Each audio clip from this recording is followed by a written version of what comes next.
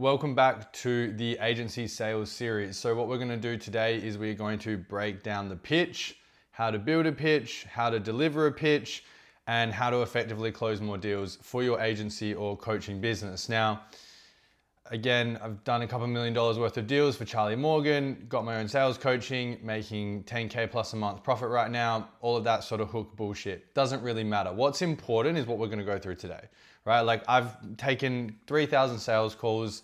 I've used this pitch process for pretty much all of them. And when I wasn't using this process, I was doing significantly worse than when I implemented this. It's a very simple, very effective way of delivering a pitch that's congruent, understandable, simple, and digestible for the prospect so that the value of your service is going to be clearly defined. Because the worst objection that you ever will get on a sales call is like a value-based objection. If they don't see the value, like you're politely fucked. It's really hard to overcome that with objection handling. So pitch is so important and somewhat underrated maybe in my opinion.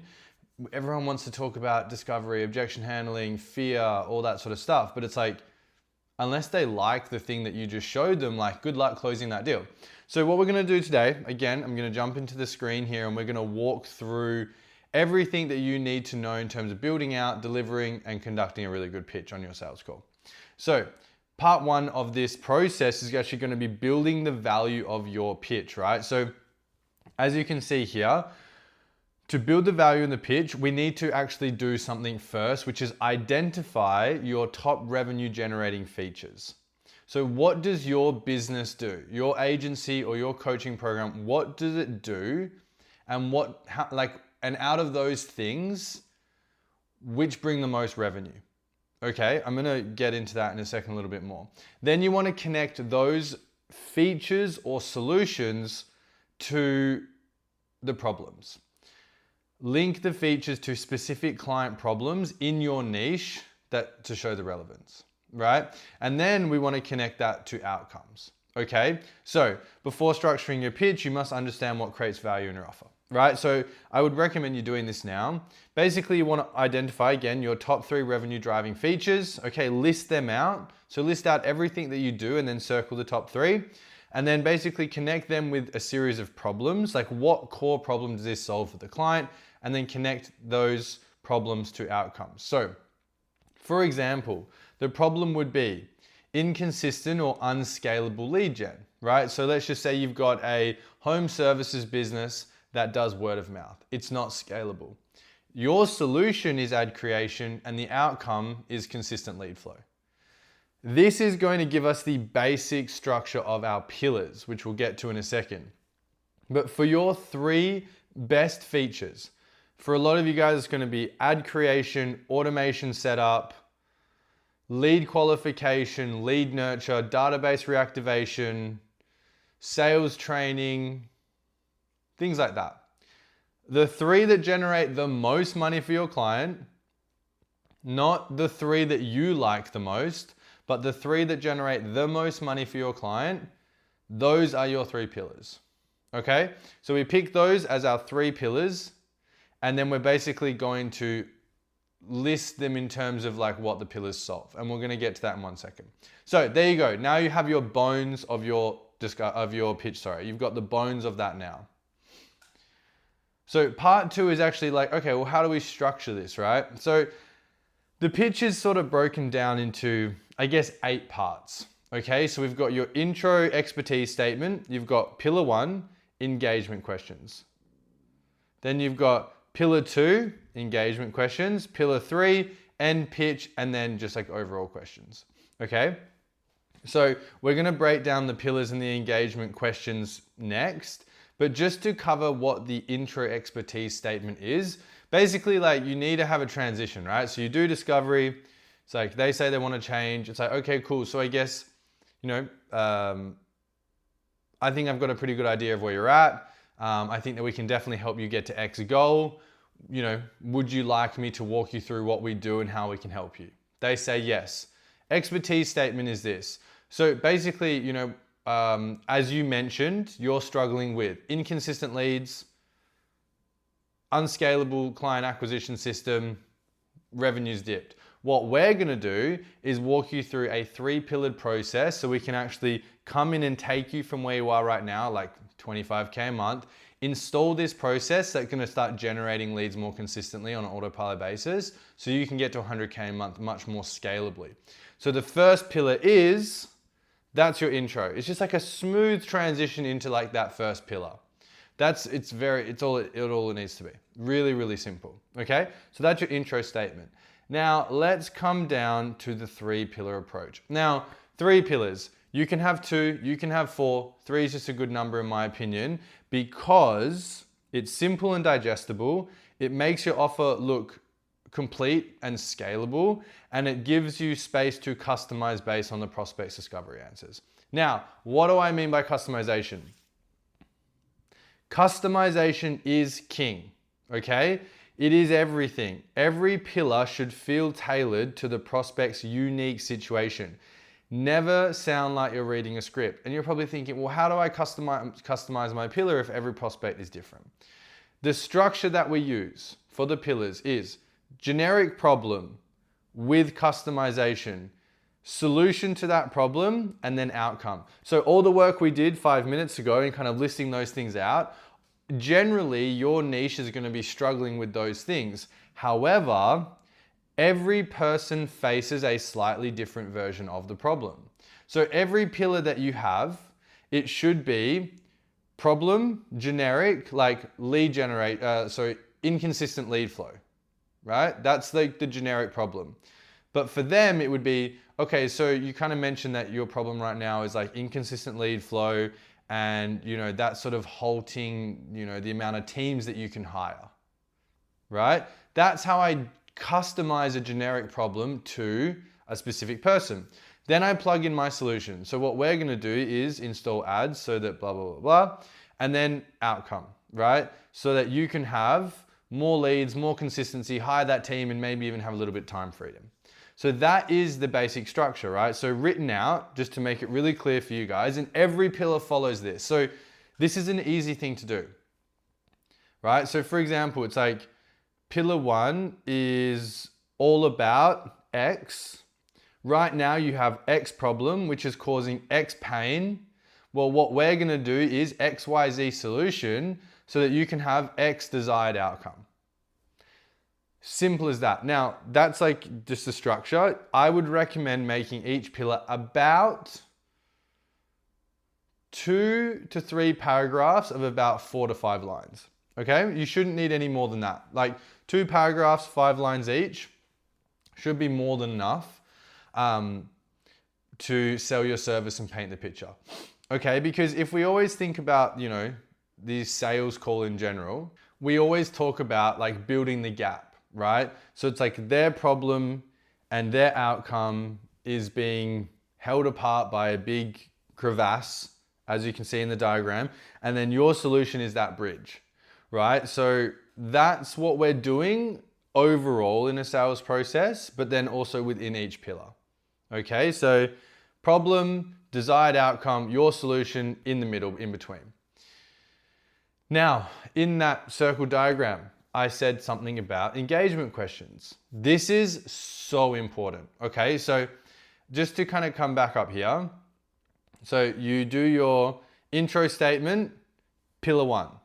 Then we go engagement questions. Pillar 2, engagement questions. What are the engagement questions? Well, this is really important. Basically, after each pillar, you want to ask your prospect some questions. So it keeps the prospects, I'll explain why. So it keeps the prospects mentally and emotionally involved throughout the pitch, prevents you from talking at them without knowing what's really like landing, helps you catch any misalignment before it kind of derails the rest of the pitch. Like if they don't like something in pillar 1, you're not going to listen to pillar 2 and pillar 3 unless you figure that out, right? So it gives them space to express interest, agreement, or objections, and it builds momentum and buy-in step by step rather than saving it for a big hurrah, okay? So before I explain like what they are, so the desired outcome of asking these questions is getting the prospect to verbalize that this is what they're looking for.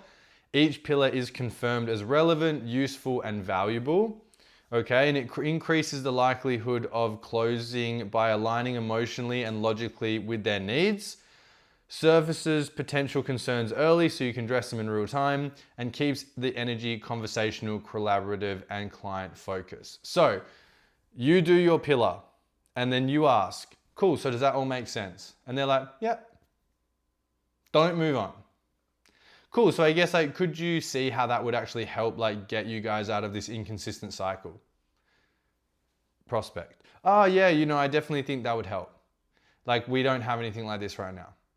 See how different that is if you just go, pillar 1, does that make sense? Yep. Pillar 2, does that make sense? Yep. You're just talking at them like I am talking at you right now. Like it's probably infuriating, right?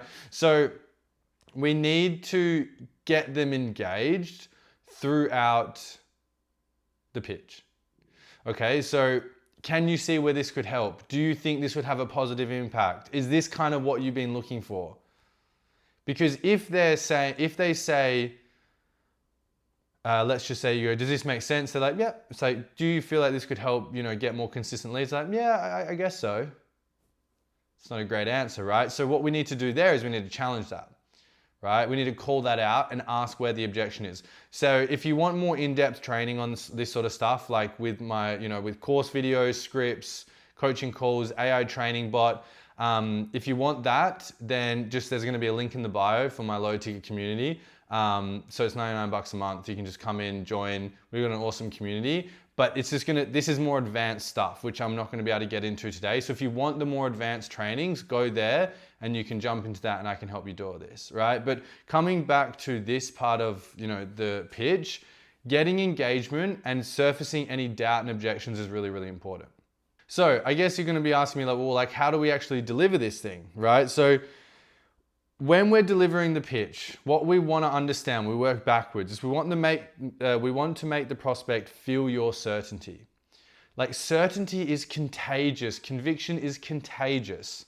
I did that on purpose with my tone.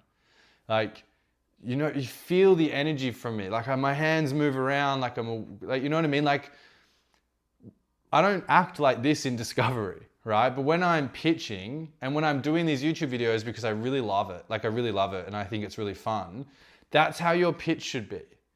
Like conviction, certainty, your body language, your voice. I'm gonna play this part of the video up to give you a bit of context. Like your delivery, it reflects your belief in your offer and that belief builds theirs, right? So you need to keep them engaged.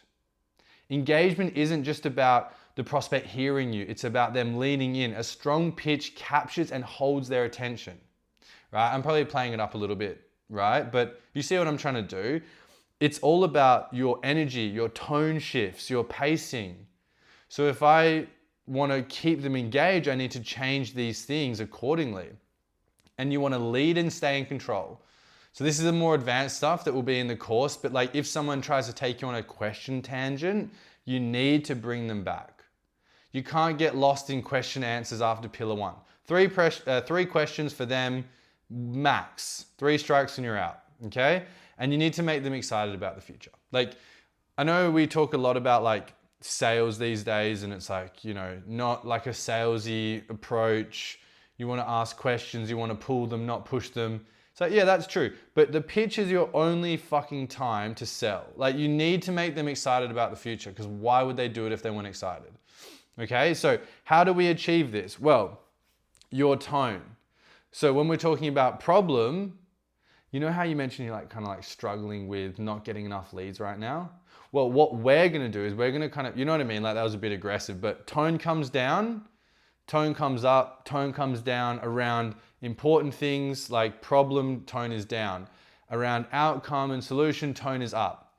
Energy, you want to infuse life into the delivery. Like if you're sitting there like, so what we're going to do is we're going to install a 3-pillared process so that you can have financial, if the prospect wants to kill themselves, like you're never going to close them, right? So you need energy and you need pace. You would almost want to be like almost a little out of breath. I mean, this is what my sales manager at Easy Gross always tell me. He's like, when I pitch, I'm out of breath. I don't think that's necessary if it's not your personality, but it's kind of is for me. Like, you can probably hear it now when I'm delivering this video.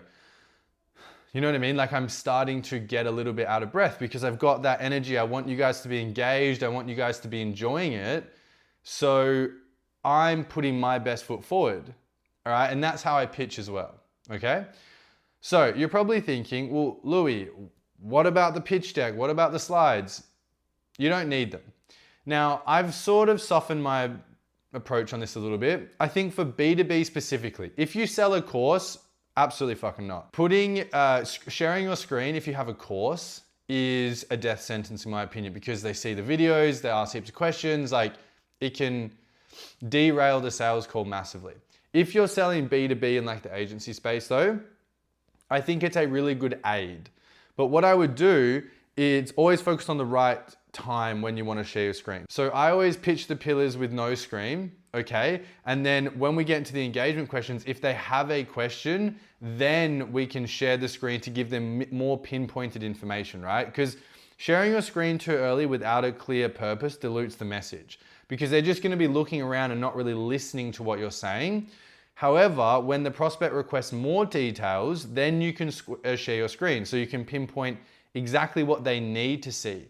Sell them what they want, right? Deliver a targeted and highly relevant explanation and make a stronger, more specific impact.